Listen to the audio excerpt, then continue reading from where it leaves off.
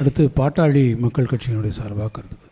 மாண்புமிகு தமிழக முதல்வர் அவர்களுக்கும் அமைச்சர் பெருமக்களுக்கும் அனைத்து கட்சி தலைவர்களுக்கும் அரசு அதிகாரிகளுக்கும் பாட்டாளி மக்கள் கட்சி சார்பில் எங்களுடைய பணிவான வணக்கங்கள்.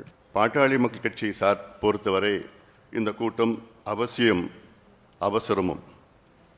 அதற்கு முக்கிய காரணம், சமீபத்தில் மத்திய உள்துறை அமைச்சர் அவர்கள் கோவையில் நாங்கள் மறுசீரமைப்பில் தமிழ்நாட்டிற்கு ஒரு தொகுதி கூட குறைக்க மாட்டோம் என்று அழுத்தம் திருத்தமாக சொன்னார். ஆனால் இதே கருத்து உத்தரப்பிரதேசம், பீகார் போன்ற வட மாநிலங்களுக்கு நாங்கள் எவ்வளோ உயர்த்துவோம் என்று சொல்லவில்லை. இதிலிருந்து என்ன தெரிகிறது என்றால், மத்திய அரசு அவர்களுக்குள் இந்த மறுசீரமைப்பை பேசிக்கொண்டிருக்கின்றார்கள் என்று தெள்ள தெளிவாக தெரிகிறது. அதனால்தான் இந்த கூட்டம் அவசியமானது.